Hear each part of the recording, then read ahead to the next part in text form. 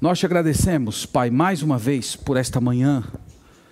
Nós estamos reunidos no Teu nome, para a glória do Senhor, para honrar a Ti, para aprender de Ti, para sermos transformados, nutridos na nossa fé, para vivermos, Senhor, uma vida na Tua presença. E nós pedimos que todo esse culto contribua para esse progresso da alma, mas de modo particular nós oramos para esse momento em que vamos abrir a Escritura. Fala conosco, Senhor, nos instrua, nos transforme, mude o nosso pensamento, forme caráter em nós, realize esse grande milagre, Senhor, da alma, através da pregação da Tua palavra. É a oração que fazemos no nome de Jesus. Amém. Irmãos, o texto sagrado para o qual vos convido essa manhã é a primeira epístola de Pedro, capítulo 2. Vamos até lá, por favor. 1 de Pedro, capítulo 2. Nós vamos falar, irmãos, a partir desse texto, sobre a prática de buscar a Deus. Na verdade, há dois assuntos que eu vou mencionar nos 3 primeiros versos dessa carta. Um de uma aproximação mais positiva e outro de uma aproximação mais negativa. Então, do lado positivo, nós vamos falar sobre essa necessidade de buscar ao Senhor. E do lado negativo, nós vamos alertar a igreja do Senhor para o perigo da atrofia espiritual. Então, é o mesmo assunto, só que olhando de 2 locais diferentes. Então, nós vamos ver através de exortações positivas, que nós precisamos caminhar na fé buscando ao Senhor, mas do lado negativo, nós vamos observar o perigo da atrofia espiritual. Os irmãos sabem que essa epístola foi escrita por Simão, apóstolo de Jesus Cristo. E ele escreveu essa carta para crentes que eram forasteiros, provavelmente judeus que se espalharam pelo mundo depois da perseguição que é narrada em Atos capítulo 7 e Atos capítulo 8. E ele escreveu uma carta para trazer conforto para esses irmãos, trazer palavras de motivação. Ele já vem falando de muitos assuntos, ele falou sobre as marcas de uma fé verdadeira, ele falou sobre a necessidade de santidade, de amor pelos irmãos. E agora aqui no capítulo 2, iniciando uma nova sessão, ele vai falar sobre essa necessidade de buscar a Deus. Mas antes, vamos ler a passagem toda. E na minha exposição, irmãos, eu não vou tratar a passagem da ordem que ela está aqui. Eu vou tratar de todo o texto, mas eu vou mudar a ordem apenas para fins mais pedagógicos, tá bom? Então, capítulo 2, verso 1 ao 3, a palavra do Senhor diz assim: despojando-vos, portanto, de toda maldade e dolo, de hipocrisias e invejas, e de toda a sorte de maledicências, desejai ardentemente, como crianças recém-nascidas, o genuíno leite espiritual, para que por ele vos seja dado crescimento para a salvação, se é que já tendes a experiência de que o Senhor é bondoso. Amém. Graças a Deus por sua palavra. Irmãos, eu quero começar com o verso 2. O verso 2 é uma espécie de um alerta, embora seja uma exortação positiva, como eu disse para vocês, ele também tem uma abordagem negativa. O verso 2, ele alerta a igreja do Senhor para o perigo da atrofia espiritual. Então ele retrata o crente como se fosse uma criança recém-nascida e que precisa crescer. Ele precisa do alimento.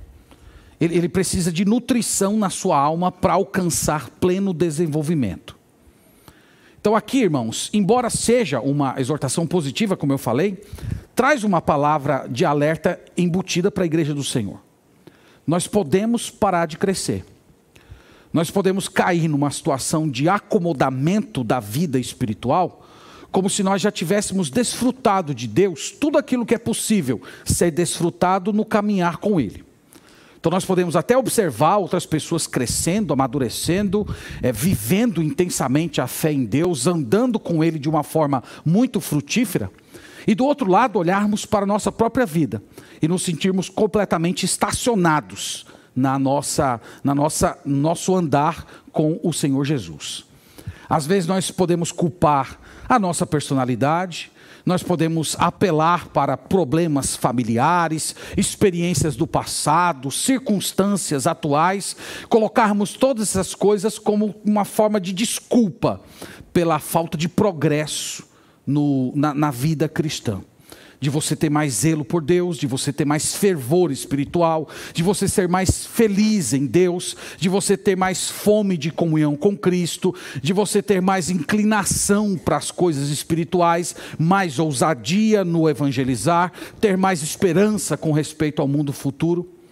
Então, irmãos, a exortação de Pedro é para combater essa espécie de patologia da alma. A atrofia, irmãos, espiritual, ela é uma tragédia. Ela é uma tragédia para a igreja de Deus como um todo, mas é também para o crente em particular. Porque ela te escraviza em uma condição de falta de crescimento, e ela rouba de você as melhores experiências que você poderia ter com Deus nesse mundo. Tira todas as suas experiências de crescimento, esmaga o seu prazer em Deus. Então imagina, por exemplo, uma criança que nasceu com diversos problemas físicos, e tão logo ela toma conhecimento de si, começa a perceber a sua condição, e passa a ter que lidar com aquela condição física terrível, ela ouvir dos seus próprios pais que ela está em uma condição irreversível, que ela não vai conseguir crescer, que ela não vai conseguir se desenvolver, que ela não vai poder correr na rua com os seus amigos, que ela não vai ter o privilégio de se desenvolver na plenitude do seu corpo. Isso é uma coisa, irmãos, muito triste. Agora eu quero dizer para os irmãos que pior do que isso é a atrofia espiritual. Porque nós estamos falando de coisas eternas. Nós estamos falando de coisas permanentes. Nós estamos falando que coisas melhores e muito mais importantes do que a saúde do nosso corpo estão em jogo. E há muitas pessoas que simplesmente caíram numa atrofia da alma. Sem anseio por Deus, sem alegria nas promessas divinas, sem aquele senso da presença de Deus, sem comunhão com Cristo, sem aquela expectativa futura das coisas eternas que o Senhor nos reservou. É terrível, irmãos, se encontrar nessa situação. No meu primeiro ministério, eu fui pastor de um homem que era cego. Era um casal de cegos, na verdade. E muitas vezes, conversando sobre o problema físico desse irmão, ele sempre falava que, embora cego, ele enxergava mais do que a maioria das pessoas. Porque ele havia visto a sua condição de pecador, ele havia percebido as suas necessidades da alma, e ele se apegou a Jesus como seu Senhor e Salvador e Rei. E muitas vezes nós conversamos sobre isso. Ele, quando queria ter uma ideia mais ou menos da dimensão do rosto de uma pessoa, ele pedia licença e começava assim a tocar com a ponta dos dedos do seu rosto para ter mais ou menos uma ideia do seu formato. E ele falava para mim assim: olha, pastor, um dia eu vou poder lhe ver. Um dia eu vou poder contemplar o seu rosto. Um dia eu vou receber um novo corpo. E eu não vou ser mais cego no novo céus e na nova terra. Eu vou poder enxergar todas as belezas que um dia eu enxerguei, porque ele perdeu a visão por volta dos 9 anos de idade. Então, uma pessoa que é de Deus, irmãos, pode se consolar com isso. Uma pessoa, por exemplo, que creu em Cristo e vive em uma cadeira de rodas, essa pessoa pode olhar para si mesmo hoje e dizer: olha, eu não estou andando com as minhas pernas, mas eu estou andando com Deus. Eu estou caminhando ao lado do Senhor Jesus Cristo, e eu sei que um dia, no novo céus e na nova terra, eu vou poder correr por esse mundo renovado. Agora, irmãos, é por isso que eu estou dizendo que a atrofia da alma é pior do que a atrofia do corpo. A atrofia do corpo tem data para acabar, para aqueles que são de Jesus. Mas a atrofia da alma, ela te impede de experimentar as melhores coisas do reino do Senhor. Então, irmãos, esse é o grande alerta de Pedro nesse versículo. Ele está aqui colocando para nós um perigo real que pode nos impedir de nos desenvolver na plenitude do Espírito Santo enquanto estamos na nossa fé cristã nesse mundo. Agora, como eu disse, tem um olhar negativo e tem um olhar positivo. O olhar positivo, que seria no caso a cura para a atrofia espiritual, eu chamo aqui, irmãos, nesse versículo de anseio por Deus. Ele começa o verso 2 dizendo: desejai ardentemente, como crianças recém-nascidas, o genuíno leite espiritual. Quero chamar a atenção de vocês para essas duas palavrinhas no início do verso. Desejai ardentemente. Em uma primeira leitura, esse mandamento pode parecer estranho. Você pode ler esse mandamento e pensar, mas como eu posso desejar algo? Eu tenho condições de produzir desejo no meu coração? Só para dar um exemplo para os irmãos, o que mais ou menos eu estou pensando aqui. Não é segredo para muitos de vocês que eu não sou muito chegado à sopa, né? As pessoas um pouco mais próximas sabem disso. Não sou muito chegado à sopa, tenho uns traumas aí dos tempos de seminarista. Um dia que se quiser saber eu conto essas histórias para você.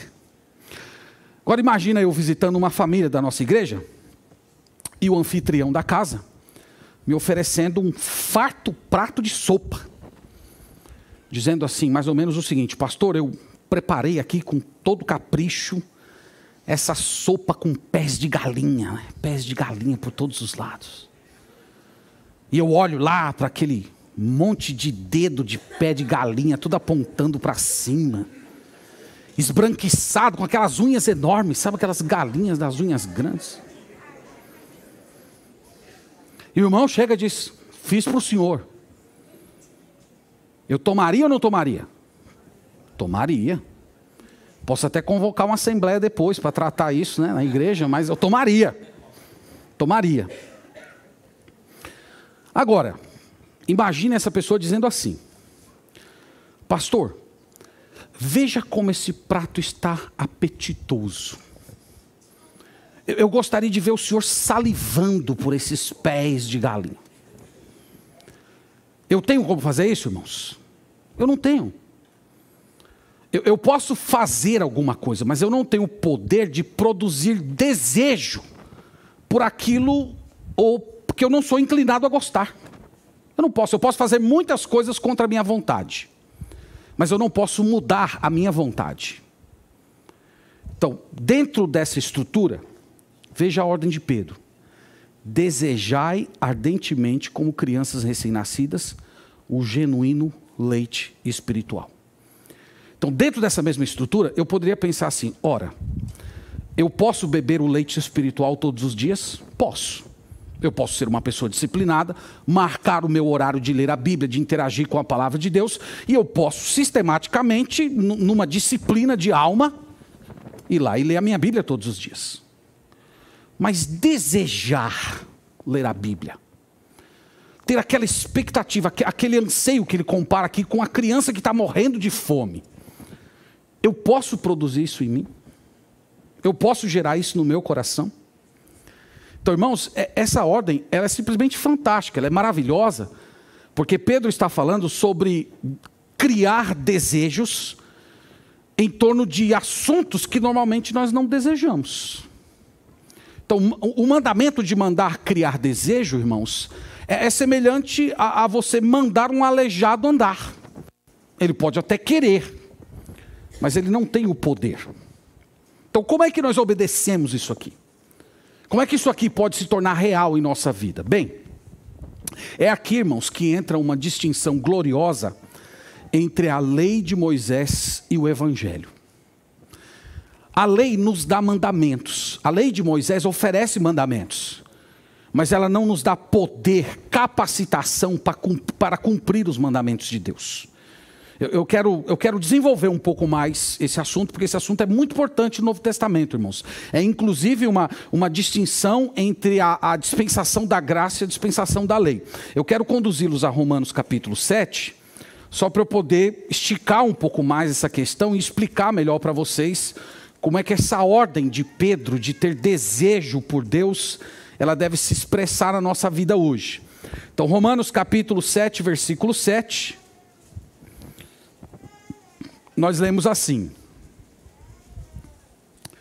Romanos capítulo 7, versículo 7. Que diremos, pois? É a lei pecado? De modo nenhum. Mas eu não teria conhecido o pecado, senão por intermédio da lei. Pois eu não teria conhecido a cobiça, se a lei não dissera, não cobiçarás. Mas o pecado, tomando ocasião pelo mandamento, despertou em mim toda sorte de concupiscência, porque sem lei está morto o pecado. Basicamente, irmãos, o apóstolo Paulo está dizendo o seguinte nesses dois versículos. Quando eu descobri através da lei de Deus o mandamento não cobiçarás, eu comecei a sentir desejo de cobiçar. Então, o mandamento de Deus, ao invés de me frear a cobiçar, na verdade, ele meio que me atiçou a querer cobiçar. Isso, irmãos, todos nós experimentamos na nossa experiência diária. Então, imagina lá que eu coloco uma caixinha na sua mão e digo assim, olha, eu vou sair por algumas horas, você vai ficar sozinho aqui e você não pode abrir, sob circunstância nenhuma, essa caixinha. Você vai ficar aí, olhando para ela. Aí dentro tem uma coisa muito importante e você não pode olhar essa caixinha. Quando eu saísse da sua presença, qual ia ser o seu primeiro impulso? Querer olhar. Talvez você não olhasse, porque talvez o seu compromisso, a sua disciplina, né, iria forçar, iria se sobrepor ao seu desejo. Talvez sim. Mas o fato é que a cobiça seria despertada.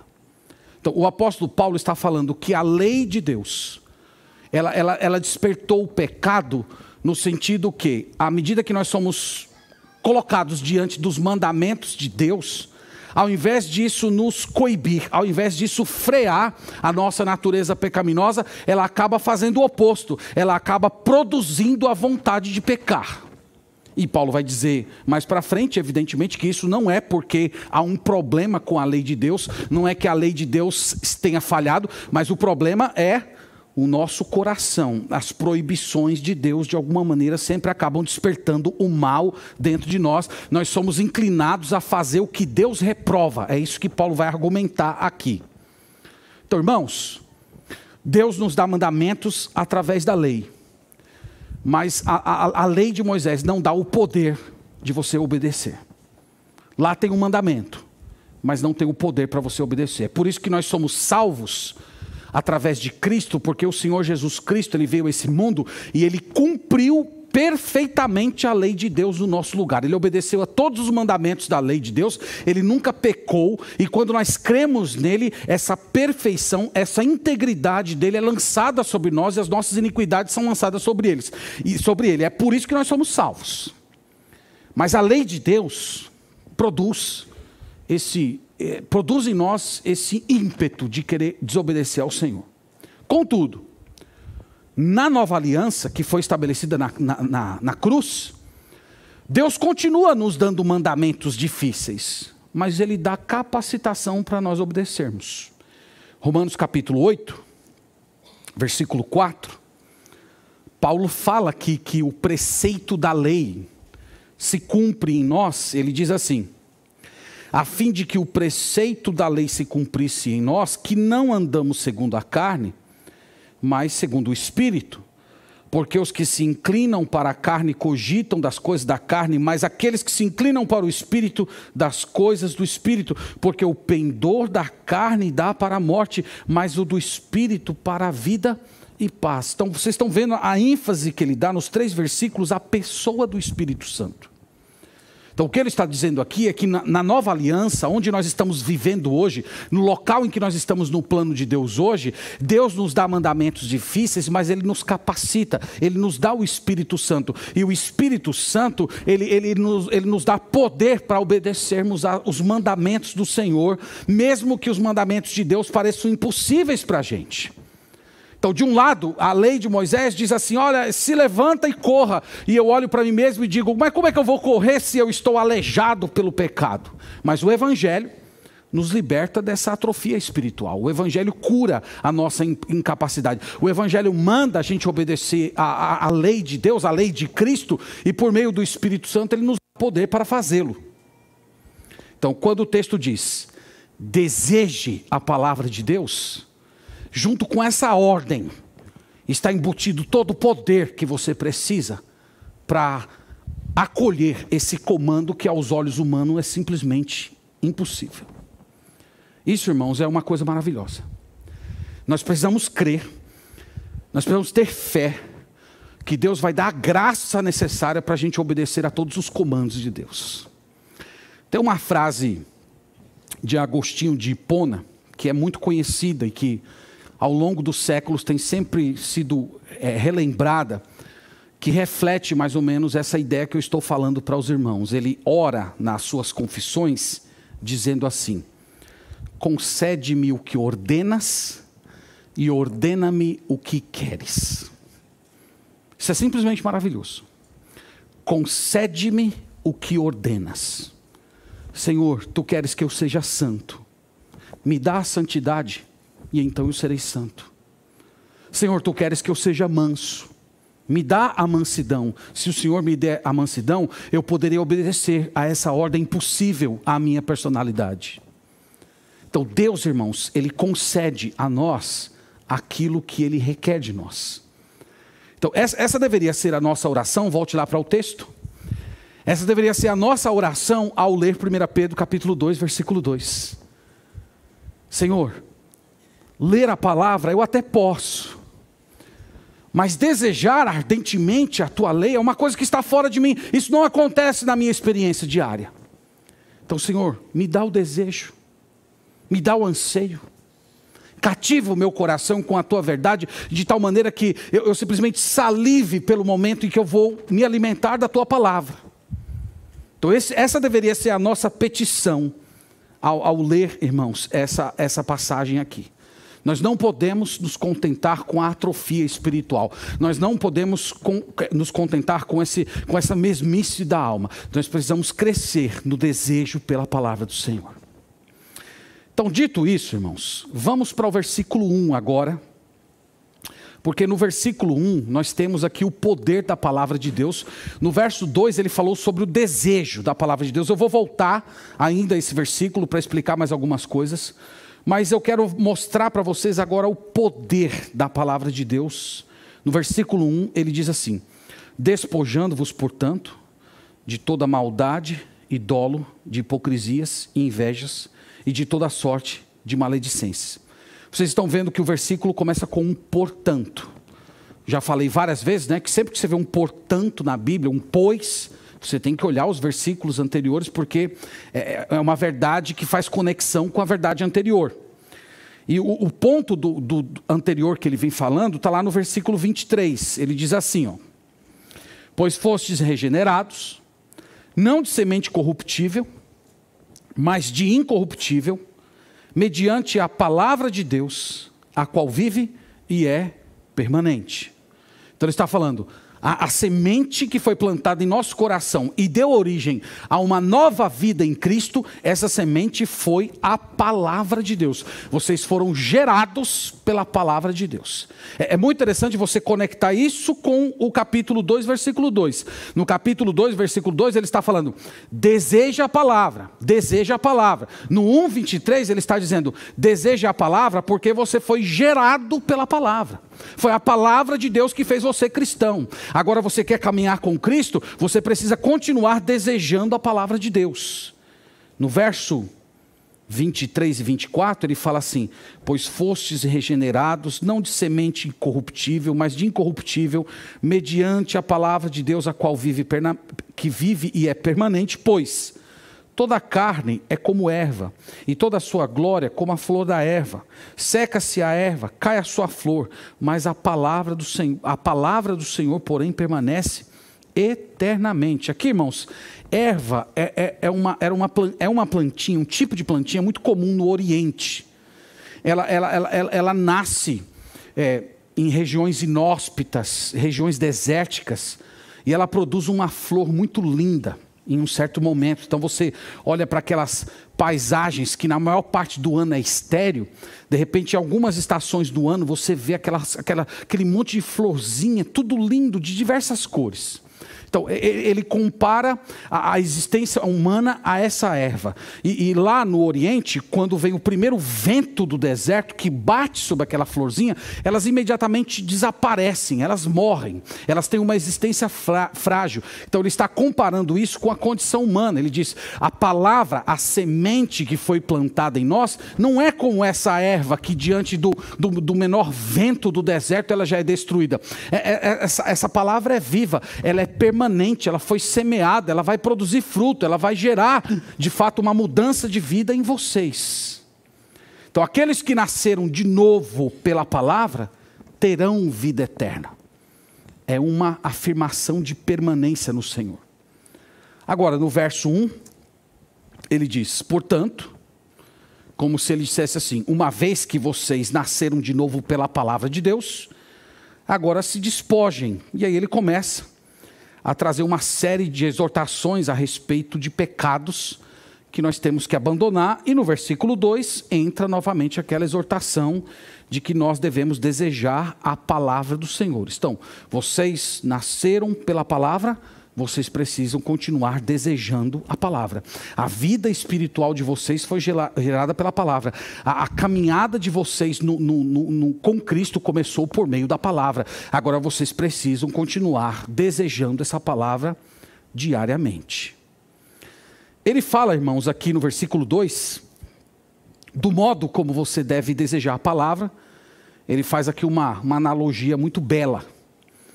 Ele fala de crianças recém-nascidas que desejam ser alimentados. Então, quem tem bebê recém-nascido sabe como é que isso aqui funciona.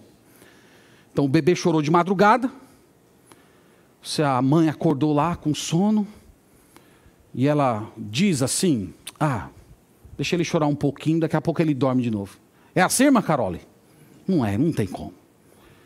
Quanto mais demorar, mais o choro vai se tornar desesperado. É como se a vida do bebê dependesse daquele momento ali. E são várias vezes, é algo repetido. Então, irmão, se a gente fosse olhar essa analogia aqui de Pedro mais de perto, é como se ele estivesse dizendo assim: não tem como você crescer no conhecimento de Deus tendo contatos espaçados com a verdade de Deus. Tem que ser que nem um bebê recém-nascido. Então, periodicamente você está se alimentando da palavra do Senhor. Não tem como você crescer espiritualmente se o único momento que você está tendo contato com a verdade de Deus é aqui no culto. São nos cultos da igreja. Se o único momento que você está tendo contato com a Escritura, o único momento que você está se aproximando do Senhor, o único momento que você está participando de orações, sejam nas ocasiões da igreja. Não tem como crescer espiritualmente. Ele diz: tem que ser que nem uma criança, que tem um anseio frequente. A criança está constantemente querendo se alimentar, querendo se nutrir espiritualmente. Ele diz aqui que esse leite, ele é genuíno, isto é, ele é puro. Ele também diz que ele é espiritual, isto é, ele vai nutrir a sua alma. Então tudo que você precisa, toda a nutrição que a sua alma precisa para caminhar de uma forma triunfante na presença de Cristo, está no contato periódico com a palavra do Senhor. O verso 3 é bem interessante. Ele é uma citação, irmãos, livre. Lembra que algumas vezes o autor faz uma citação direta. Citação direta é quando ele repete exatamente o versículo do Antigo Testamento. Uma citação livre é quando o autor faz uma alusão, ele se pronuncia de um jeito que lembra certo versículo. Então aqui é uma citação livre do Salmo 34:8, que diz: ó, provai e vede que o Senhor é bom. Então veja que é uma citação, tá, indireta desse versículo. Diz assim no versículo 3: se é que já tendes a experiência de que o Senhor é bondoso. Esse se, essa partícula se, ela não é de dúvida, ela é de afirmação. Aqui pode ser substituído por visto que, uma vez que. Então é uma declaração de afirmação. É como se ele estivesse dizendo assim: desejem o leite espiritual, afinal de contas, vocês já provaram que o Senhor é bom. Vocês já provaram a bondade divina. Quando foi, irmãos, que nós provamos a bondade divina? Nós provamos a bondade divina no momento da salvação. No momento que nós tivemos os nossos pecados perdoados. Ó, provai e vede que o Senhor é bom. Eu provei a bondade de Deus. Jesus Cristo carregou meus pecados. Eu recebi o perdão de Deus. Eu tenho vida eterna. Eu tenho habitação do Espírito Santo permanentemente na minha vida. Ó, como o Senhor é bom. Então, ele está falando aqui, agora, que nós temos que continuar provando a bondade de Deus. Nós provamos a bondade de Deus na salvação, mas agora nós somos chamados a provar a bondade de Deus na santificação. Então, todos os dias em que eu estou me alimentando do genuíno, do puro, do leite espiritual, nutrindo a minha alma com as verdades de Deus, com a oração, com o serviço ao Senhor, em cada etapa dessa caminhada, eu estou provando que o Senhor é bom. Através das verdades bíblicas, através do caminhar com Ele, através da prática da presença de Deus, do viver, do reagir, do pensar como Jesus, em cada momento eu estou provando que o Senhor é bom. Então, irmãos, Pedro está falando aqui sobre o poder da palavra de Deus. A palavra de Deus cria os cristãos novos, nós nascemos por ela.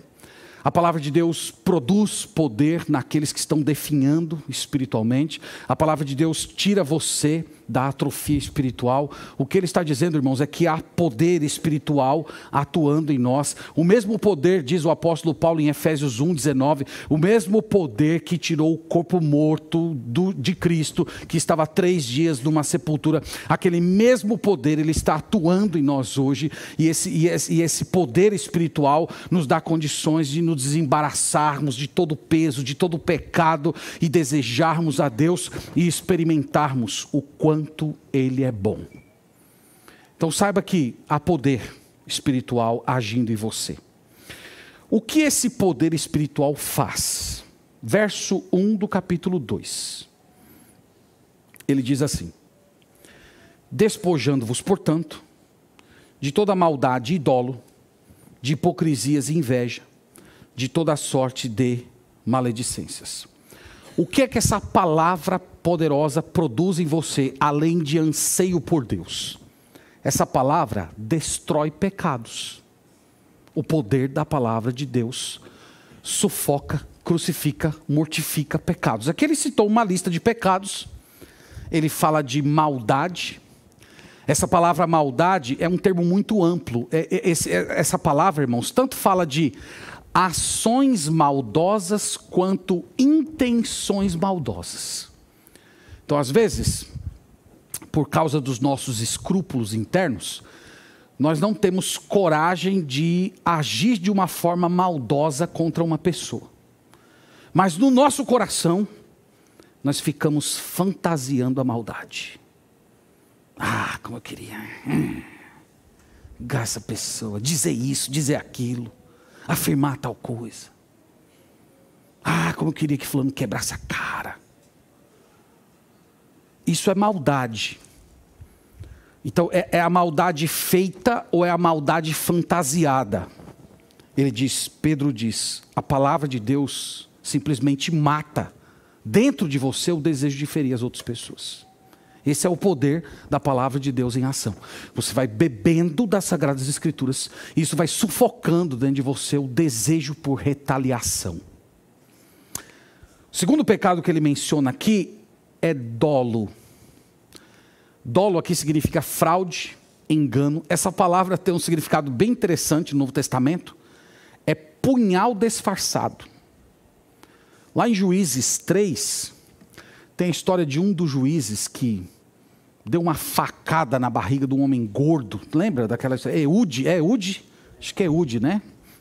Juízes capítulo 3 lá. Então, ele chega lá para um homem que disse que era um homem enorme. Não, tem uma mensagem de Deus para você. E ele puxa o homem aqui pela cabeça para dizer a mensagem de Deus e soca o punhal no bucho do homem, que depois ele nem conseguiu retirar o punhal. Foi terrível, pior do que a facada do Bolsonaro, aquela ali. Uma facada terrível. O homem ficou morto ali mesmo. Punhal disfarçado. A ideia é de você causar dano a uma pessoa sem dar a ela chance de defesa. A palavra de Deus mata isso dentro de você. Ele fala aqui de hipocrisia, palavra bem conhecida. A ideia de mascarar o mal, dando aparência de bem, de fingir aquilo que não é. Então a palavra de Deus, ela tem o poder de retirar suas máscaras. De fazer você perder o medo do homem e você poder ser quem você é. Então a palavra de Deus faz isso. Ele fala aqui de inveja, muito conhecida essa palavra. Inveja é o desejo de possuir aquilo que não te pertence. Pode ser coisas, pode ser pessoas. A palavra de Deus tira isso de você. Ele fala aqui de difamação. Difamação é calúnia, é você falar ou perpetuar aquilo que não aconteceu. A palavra de Deus mata dentro de você isso, ela sufoca todo tipo de fofoca, tudo aquilo que destrói a reputação das pessoas. Ele fala de maledicência, que é você viver falando mal das pessoas. A palavra de Deus, irmãos, simplesmente destrói tudo isso. Nós poderíamos dizer que esses pecados aqui, se eles não forem tratados no nosso coração, eles produzem atrofia espiritual. Esses pecados aqui, eles sufocam o desejo de viver a palavra de Deus. Esses pecados produzem uma espécie de anemia espiritual. Eles precisam ser despojados, eles precisam ser lançados fora. Não é para conviver com eles. Esses pecados, eles impedem você de experimentar a bondade de Deus, que ele falou lá no versículo 3. Eu acredito, irmãos, que muito da falta de crescimento dos crentes tem relação com isso aqui. Eles não conseguem se despojar. Eles não conseguem tirar essa roupa suja. Esses pecados vivem como inquilinos não incomodados nos seus corações. Então o que Pedro está dizendo aqui é que esse desejo de provar a bondade de Deus, esse anseio por se alimentar das verdades da Escritura, não pode florescer em um coração que está sendo adubado por esse tipo de pecado aqui. Então nós precisamos nos livrar dessas coisas para que o nosso desejo por Deus se torne ainda mais intenso. Então, irmãos, no final das contas, Pedro está dizendo que nós temos que travar uma batalha espiritual do desejo por Deus em duas frentes. De um lado, nós lutamos contra esses pecados mencionados no versículo 1, sabendo que eles atrofiam a nossa alma. E do outro lado, nós lutamos para provar a bondade de Deus através da sua palavra. Então, se nós travarmos essas duas lutas, essa luta contra o pecado e essa batalha pelo desejo por Deus, o resultado de tudo isso está lá no verso 2, final do verso 2, onde ele fala assim: o genuíno leite espiritual, para que por ele vos seja dado crescimento para a salvação. Aqui não é o crescimento para ser salvo, é o crescimento de quem já foi salvo. Então, se você travou uma luta contra você mesmo, de procurar se despojar de tudo aquilo que desagrada a Deus, e do outro lado você está batalhando diariamente para que esse anseio por Deus cresça, ele diz, o resultado vai ser maturidade espiritual. Você vai caminhar de uma forma fervorosa, triunfante, alegre, consoladora, junto do nosso Senhor Jesus Cristo. Então, irmãos, essa aqui é a exposição do texto. E eu gostaria, já caminhando aqui para as minhas palavras finais, de indagar a vocês. Onde é que vocês se veem nessa passagem? Onde é que vocês se veem dentro das verdades que nós vimos aqui? Você é uma dessas pessoas que está atrofiada espiritualmente? Você é uma dessas pessoas que não está conseguindo prosperar na sua vida espiritual? Você é uma dessas pessoas que acredita que já experimentou tudo que poderia experimentar de Deus, que não há mais novidade, que não há mais crescimento, que não há mais maturidade, que não há mais deleite, anseio, alegria em Deus, fervor espiritual, ousadia na fé? Você é uma dessas pessoas que se entregou a si mesmo? Eu queria me dirigir especialmente aos irmãos mais antigos na caminhada cristã. Eu acredito que os crentes que já estão há mais tempo na igreja sejam os principais tentados a esse tipo de condição espiritual. De acharem que eles já experimentaram tudo que poderia ser experimentado. Que depois daquele ímpeto inicial da caminhada cristã, daquele fervor e daquela alegria, o resultado é você cair numa espécie de uma mesmice da alma, em que você vai levando ali a vida cristã, mais ou menos como sendo um apêndice da sua vida, sem experimentar essas realidades que nós vimos aqui. Quero dizer aos irmãos que Deus não nos chamou para isso. Deus nos chamou para que o nosso coração arda pela verdade de Deus. Deus nos chamou para que nós tenhamos anseio pelo Senhor. Os anos precisam passar, e esse desejo por Deus, ele precisa pulsar cada vez mais forte no nosso coração. Se isso não estiver acontecendo, é porque de alguma maneira você está vestido desses pecados que estão mencionados no versículo 1, ou de outros que não são mencionados aqui por Pedro.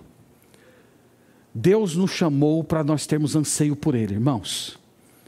Salmo 42, versículo 1 diz: assim como a corça suspira pelas águas, assim por ti, ó Deus, suspira a minha alma tem sede de Deus, do Deus vivo. Esse precisa ser, irmãos, esse precisa ser o clamor do nosso coração todos os dias. Senhor, eu tenho anseio por ti. Senhor, eu desejo a ti. Senhor, eu quero aprender de ti. Senhor, eu quero continuar experimentando cada contato com a Escritura. Eu quero continuar sentindo o quanto o Senhor é bondoso. Eu quero continuar sentindo a minha alma crescendo no Senhor, eu experimentando no Senhor, vivendo na tua presença, com alegria, com fervor, com devoção profunda. Os anos precisam passar, irmãos, e nós experimentarmos essa maturidade, essa alegria espiritual no Senhor. Se isso não ocorrer, alguma coisa está errado. Comece a orar ao Senhor, para Ele te dar anseio, se você não o tem hoje.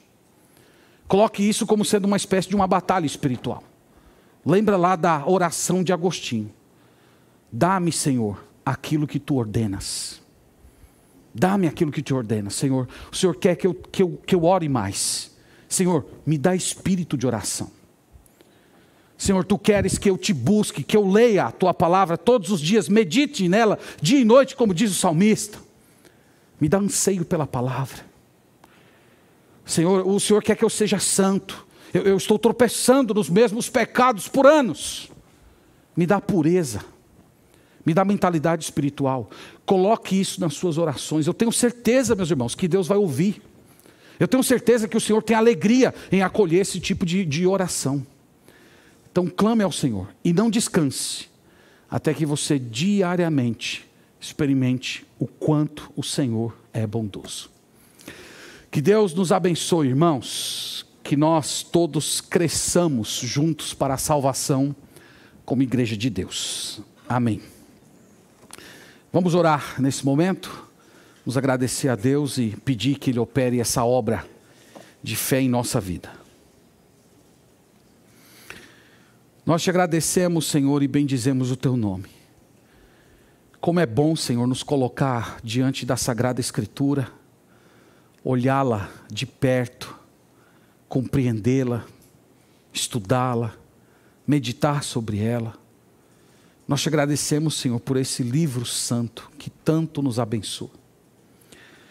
Nós pedimos perdão, Senhor, por nossa atrofia espiritual. Nós pedimos perdão pelas nossas fraquezas, pela indisposição do nosso ser interior de te buscar. Nós te pedimos perdão, Senhor, pelos pecados dos quais não nos despojamos, mas que continuamos abraçados a eles como companheiros da nossa jornada.